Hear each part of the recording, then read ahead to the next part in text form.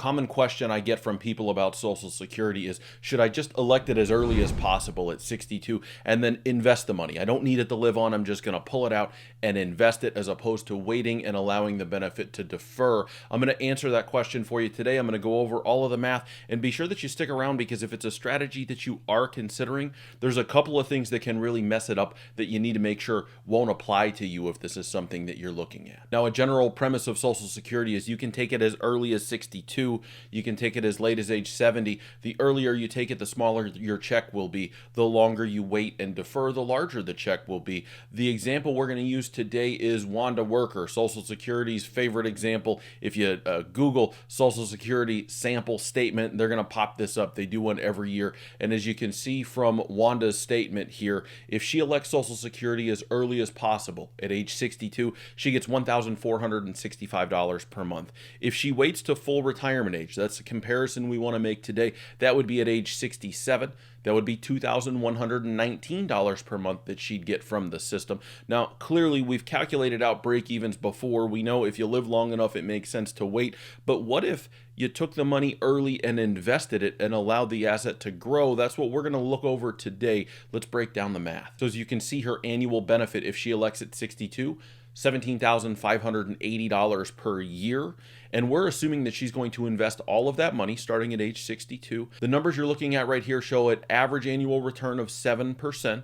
And she's going to invest that money all the way to age 67. At 67, she's going to stop adding to the investment account. The investment account will continue to grow and defer, but she's not going to put any new money into it. She's going to start living off of her retirement benefit. So she's going to draw that money and use it. And you can see in the far right column, we've got a total benefit. The total benefit is simply what has her investment account grown to, plus how much money has she pulled out of the Social Security system. Now, the comparison here to make it apples to apples is she doesn't draw anything until age 67, but it's not fair to think that at age 67 she's going to live off of the full benefit, because if she did, again, we're losing an apples to apples comparison here. And so what I did is nothing until age 67. At 67, she gets her $2,119 per month, but she's going to live off of the age 62 benefit and invest $654 per month, just so we can get a pure apples to apples. Because if we didn't, she would essentially be living a lower quality of living by living off of the lower check as opposed to the larger. When we look at those numbers, again, we can see that it's a longevity thing.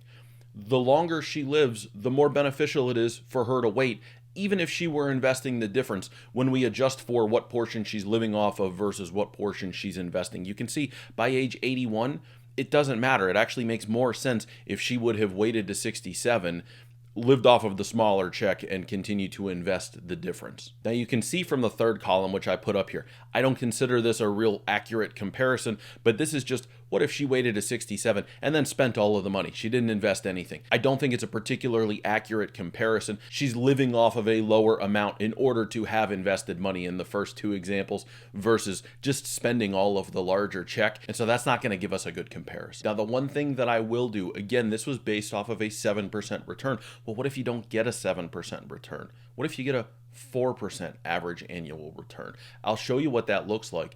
As you can see, it changes the numbers drastically. So at that point, even taking it early and investing it, it makes it harder for that investment account to grow large enough to make up for the fact that deferring your Social Security allows the check to grow at roughly 8% per year. So you can see in this case, as far as total benefit pulled out, all of the Social Security checks plus what an investment account would have grown to if she took it at 62 and invested the money but only averaged a 4% return, she doesn't actually beat the Social Security system. So the first thing is, whether this strategy is beneficial or not, a lot of it is determined based on the rate of return that you would get from the investment money that you're putting away. Now, as I said, there's a couple of things to look out for as well. So not just how did your investments perform? They have to perform well enough to make the strategy work. The second thing is, what's the taxation of it? Because these are net returns that we're looking at, and most of the time, unless you're investing in something that's tax-free, you're not getting a net return. You're going to have to pay tax at least on the gains in some form, which waters down the actual percentage return that you would get. The next one is the earnings cap. I've got videos about this.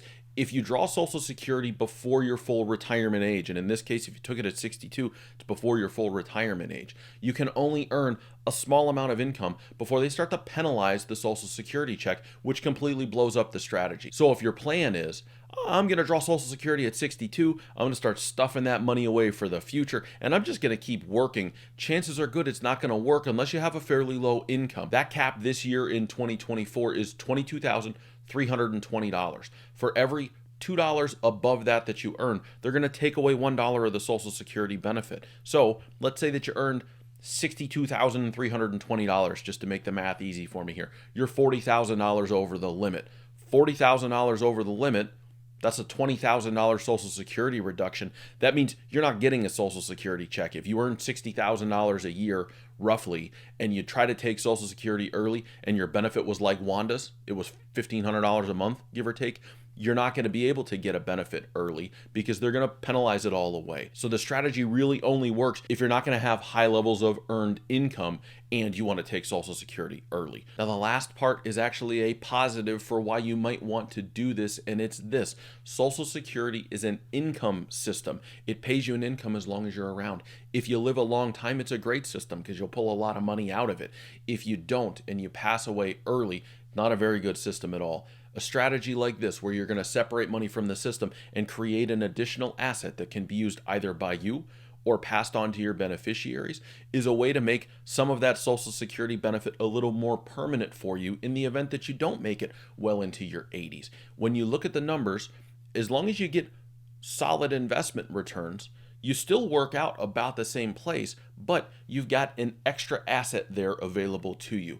If that's the scenario, if that's the situation that you find yourself in, where you don't need the Social Security to live off of, where you don't have too much earned income that's going to eat away from the check, and you feel that either longevity is a concern or that you'd like to create that additional asset, it can be a worthwhile strategy to pursue. Now, Social Security's got a lot of little nooks and crannies and things like this. If you're watching videos about Social Security and you have questions about how some other things might work, I will direct you to our Social Security playlist. I got it for you right there. Check that out. We got all kind of videos on claiming early, should you defer. We work out math like this in some of the videos, as well as kind of some strange things that you might not be aware of in the system. You can find it all right there. Go ahead and check the playlist out, and I'll see you on the other side.